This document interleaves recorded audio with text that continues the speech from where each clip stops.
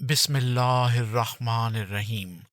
بڑے کام بڑے ارادوں، بڑے عزم اور بڑی قربانیوں سے ہوا کرتے ہیں۔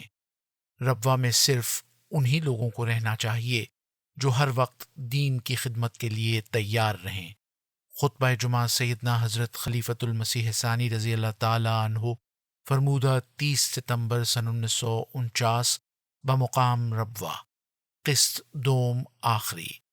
سن 1949 میں حضور رضی اللہ تعالیٰ عنہ نے یہ خطبہ ارشاد فرمایا۔ آپ رضی اللہ تعالیٰ عنہ نے ربوہ میں رہنے والوں سے اپنی توقعات اور خدا تعالیٰ پر توکل پیدا کرنے کے فلسفے کو بیان فرمایا ہے۔ قارئین کے استفادے کے لیے یہ خطبہ شائع کیا جاتا ہے۔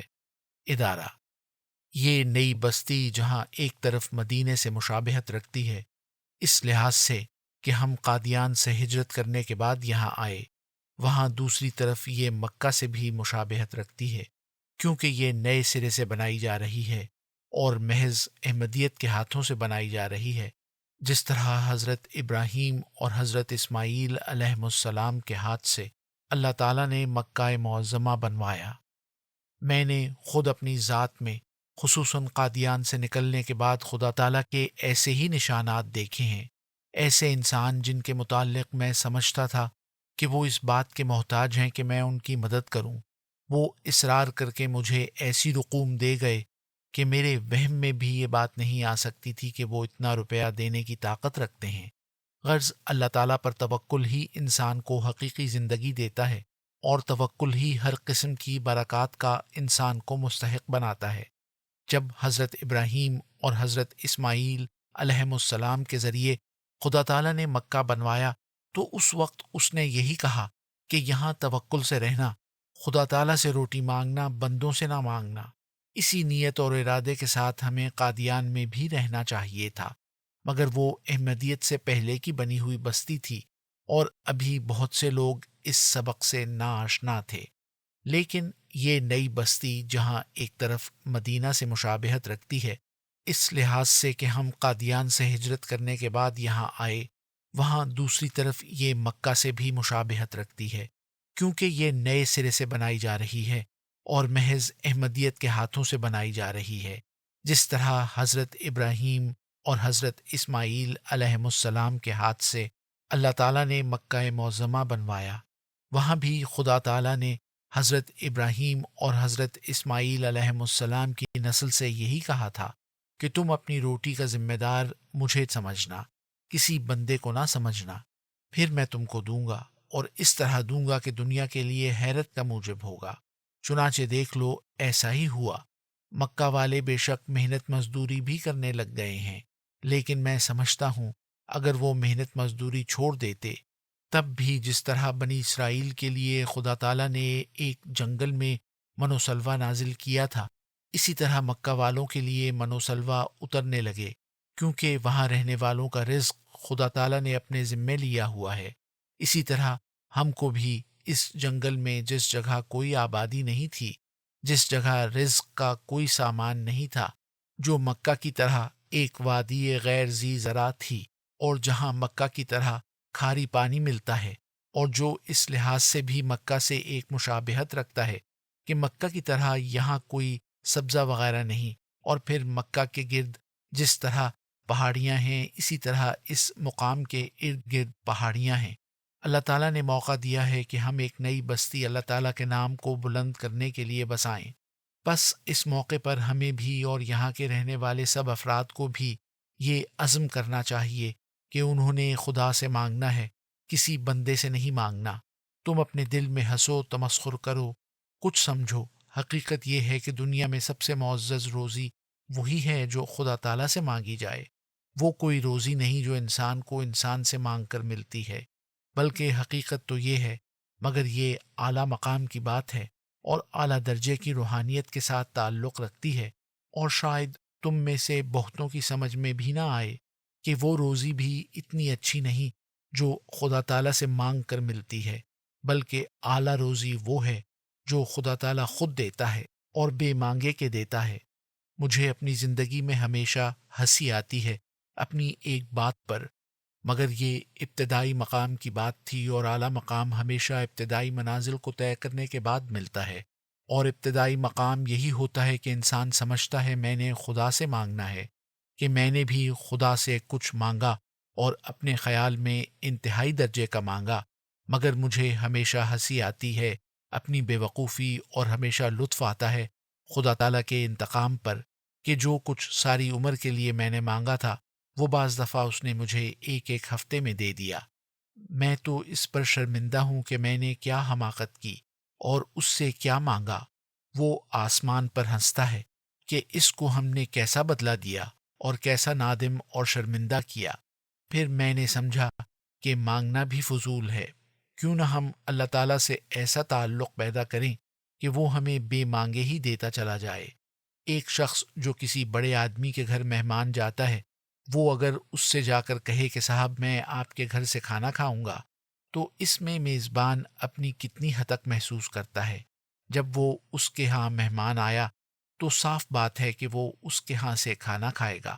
اس کا یہ کہنا کہ میں آپ کے ہاں سے کھانا کھاؤں گا، یہ مفہوم رکھتا ہے کہ وہ میزبان کے متعلق اپنے دل میں یہ بدظنی محسوس کرتا ہے کہ شاید وہ کھانا نہ کھلائے۔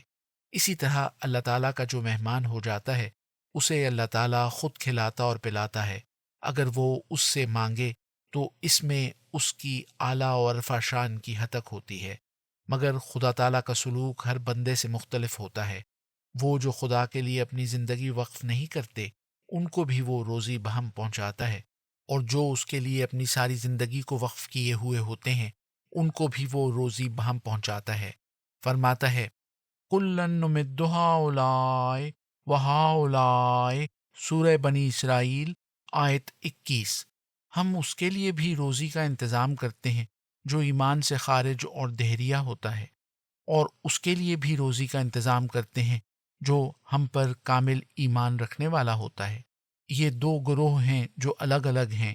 ایک وہ ہے جو ہمیں گالیاں دیتا ہے اور کہتا ہے کہ میں خود کمائی کروں گا اور اپنی کوشش سے رزق حاصل کروں گا، اور ایک گروہ وہ ہے جو کہتا ہے کہ کمائی لغو چیز ہے، بلکہ میں نے تو خدا تعالیٰ سے بھی نہیں مانگنا، اس کی مرضی ہے چاہے دے یا نہ دے۔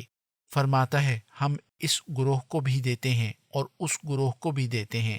ایک ہاں اولائے ان لوگوں کی طرف جاتا ہے جو بدترین خلائق ہوتے ہیں اور جو مادیات کے اتنے دل دادا اور عاشق ہوتے ہیں کہ سمجھتے ہیں سب نتائج کی بنیاد مادیات پر ہی ہے، اور ایک ہاؤلائے ان لوگوں کی طرف جاتا ہے جو مادیات سے بالکل بالا ہو کر اس مقام پر پہنچ جاتے ہیں کہ سمجھتے ہیں ہم نے خدا سے بھی نہیں مانگنا، اور ایک درمیانی گروہ ہوتا ہے وہ اپنے اپنے درجے کے مطابق ظاہر میں کچھ مادی کوششیں بھی کر لیتے ہیں اور پھر ساتھ اس کے اللہ تعالیٰ پر توکل بھی رکھتے ہیں، کبھی مانگتے ہیں اور کبھی نہیں مانگتے، یا اپنی زندگی میں سے کچھ عرصہ کوشش اور جد و جہد کرتے ہیں اور کچھ عرصہ کوشش اور جد و جہد کو ترک کر دیتے ہیں۔ ظاہری تدبیر حضرت خلیفہ اول نے بھی کی، آپ طب کرتے تھے اور روپیہ کماتے تھے، اور ظاہری تدبیر ہم نے بھی کی، ہم بھی زمیندارہ کرتے ہیں اور بعض دفعہ تجارت بھی کر لیتے ہیں، مگر اس نیت سے کرتے ہیں کہ اس کا نتیجہ خدا تعالیٰ کی مرضی پر منحصر ہے۔ اگر وہ کہے کہ میں نے تمہیں کچھ نہیں دینا تو ہمیں اس سے کوئی شکوہ نہیں ہوگا، ہمیں اس کے فیصلے پر کوئی اعتراض نہیں ہوگا۔ ہم پھر بھی یہی سمجھیں گے کہ وہ ہماری اتنی ہی حمد کا مستحق ہے جتنی حمد کا اب مستحق ہے، بلکہ وہ ہماری اتنی حمد کا مستحق ہے جتنی حمد ہم کر بھی نہیں سکتے۔ بس اس مقام کے رہنے والوں کے لیے ضروری ہوگا کہ وہ توکل سے کام لیں اور ہمیشہ اپنی نگاہیں اللہ تعالیٰ کی طرف بلند رکھیں۔ جو دیانتدار احمدی ہیں میں ان سے کہوں گا کہ اگر وہ کسی وقت یہ دیکھیں کہ وہ توکل کے مقام پر قائم نہیں رہے تو وہ خود بخود یہاں سے چلے جائیں، اور اگر خود نہ جائیں تو جب ان سے کہا جائے کہ چلے جاؤ تو کم سے کم اس وقت ان کا فرض ہوگا کہ وہ یہاں سے فوراً چلے جائیں۔ یہ جگہ خدا تعالیٰ کے ذکر کے بلند کرنے کے لیے مخصوص ہونی چاہیے، یہ جگہ خدا تعالیٰ کے نام کے پھیلانے کے لیے مخصوص ہونی چاہیے، یہ جگہ خدا تعالیٰ کے دین کی تعلیم اور اس کا مرکز بننے کے لیے مخصوص ہونی چاہیے۔ ہم میں سے ہر شخص کو کوشش کرنی چاہیے کہ وہ اپنی اولاد اور اپنے اعضاء اور اقارب کو اس رستے پر چلانے کی کوشش کرے۔ یہ ضروری نہیں کہ وہ اس کوشش میں کامیاب ہو سکے۔ نوح علیہ السلام کی کوشش کے باوجود اس کا بیٹا اس کے خلاف رہا۔ لوط علیہ السلام کی کوشش کے باوجود اس کی بیوی اس کے خلاف رہی۔ اسی طرح کئی انبیاء اور اولیاء ایسے ہیں جن کی اولادیں اور بھائی اور رشتہ دار ان کے خلاف رہے۔ ہم میں سے کوئی شخص یہ نہیں کہہ سکتا کہ وہ اپنے خاندان میں سے کتنوں کو دین کی طرف لا سکے گا، مگر اس کی کوشش یہی ہونی چاہیے کہ اس کی ساری اولاد اور اس کی ساری نسل دین کے پیچھے چلے، اور اگر اس کی کوشش کے باوجود اس کا کوئی عزیز اس رستے سے دور چلا جاتا ہے تو سمجھ لے کہ وہ میری اولاد میں سے نہیں۔ میری اولاد وہی ہے جو اس منشا کو پوری کرنے والی ہے جو الہی منشا ہے۔ جو شخص دین کی خدمت کے لیے تیار نہیں وہ ہماری اولاد میں سے نہیں۔ ہم اپنی اولاد کو مجبور نہیں کر سکتے کہ وہ ضرور دین کے پیچھے چلیں۔ ہم ان کے دل میں ایمان پیدا نہیں کر سکتے، خدا ہی ہے جو ان کے دلوں میں ایمان پیدا کر سکتا ہے۔ لیکن ہم یہ ضرور کر سکتے ہیں کہ جو اولاد اس منشا کو پورا کرنے والی نہ ہو اسے ہم اپنے دل سے نکال دیں۔ بہرحال اگر خدا تعالیٰ اپنے فضل سے ہمیں اعلیٰ مقام دے تو ہمیں کوشش کرنی چاہیے کہ صرف ہم ہی نہیں بلکہ ہماری آئندہ نسلیں بھی اس مقام کو دین کا مرکز بنائے رکھیں، اور ہمیشہ دین کی خدمت اور اس کے کلمے کے اعلاء کے لیے وہ اپنی زندگیاں وقف کرتے چلے جائیں۔ لیکن اگر ہماری کسی غلطی اور گناہ کی وجہ سے اللہ تعالیٰ یہ مقام ہمیں نصیب نہ کرے اور ہماری ساری اولادیں یا ہماری اولادوں کا کچھ حصہ دین کی خدمت کرنے کے لیے تیار نہ ہو، اللہ تعالیٰ پر توکل اس کے اندر نہ پایا جاتا ہو، خدا تعالیٰ کی طرف انابت کا مادہ اس کے اندر نہ ہو، تو پھر ہمیں اپنے آپ کو اس امر کے لیے تیار رکھنا چاہیے کہ جس طرح ایک مردہ جسم کو کاٹ کر الگ پھینک دیا جاتا ہے، اسی طرح ہم اس کو بھی کاٹ کر الگ کر دیں اور اس جگہ کو دین کی خدمت کرنے والوں کے لیے ان سے خالی کروا لیں۔ بہرحال میں جماعت کو نصیحت کرتا ہوں کہ وہ اپنے اندر یہ عزم پیدا کرے۔ یہ عزم پیدا کرنا کوئی معمولی چیز نہیں۔ بڑے کام بڑے ارادوں کے ساتھ ہوا کرتے ہیں، بڑے کام بڑے عزم سے ہوا کرتے ہیں، اور بڑے کام بڑی قربانیوں سے ہوا کرتے ہیں۔ انسان ہزاروں دفعہ موت سے ڈر کر پیچھے ہٹتا ہے، حالانکہ وہی وقت اس کی دائمی زندگی کا ہوتا ہے۔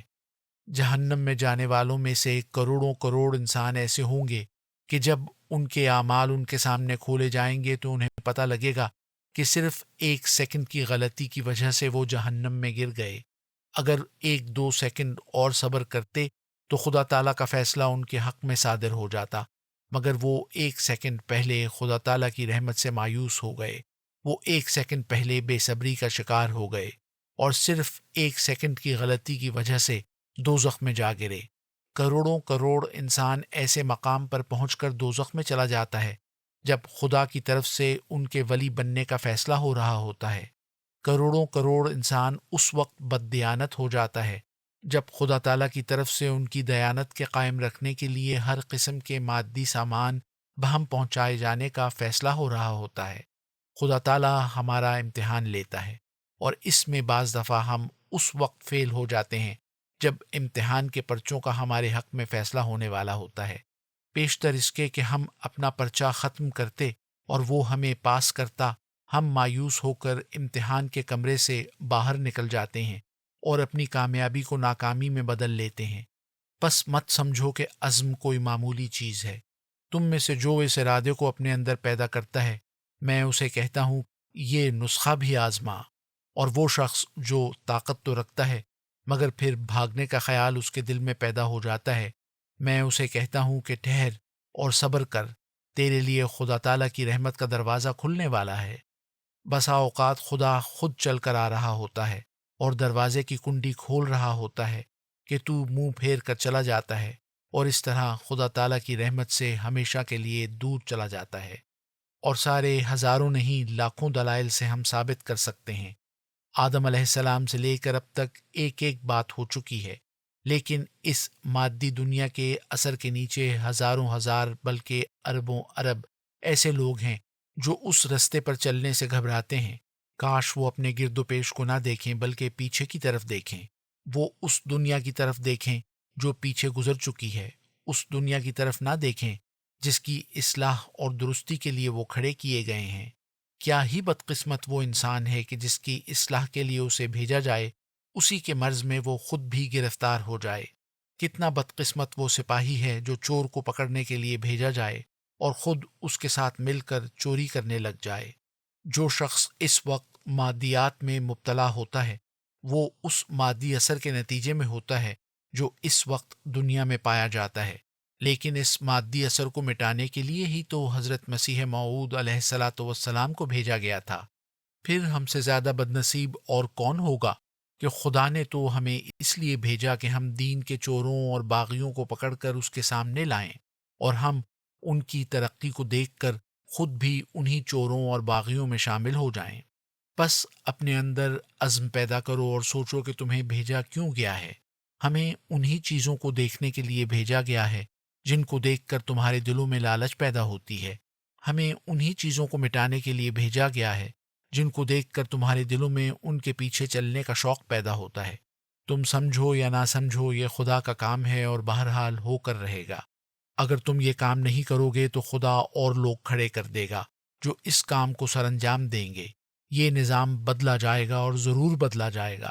امریکہ اور روس اور انگلستان کے مادی لیڈر اور اسی طرح کے اور صنادید جو اس وقت ساری دنیا پر چھائے ہوئے ہیں، جو دنیا کے مستقبل پر مادی اسباب سے قبضہ جمانے کی فکر میں ہیں، یہ مٹائے جائیں گے، یہ تباہ کیے جائیں گے، یہ برباد کیے جائیں گے، اور پھر دنیا اس پرانے طریق پر لائی جائے گی جو آج سے 1300 سال پہلے جاری تھا، بلکہ خود ان لوگوں کی اولاد اسی طریق کو اختیار کرے گی اور اپنے آبا کے راستے کو چھوڑ دے گی۔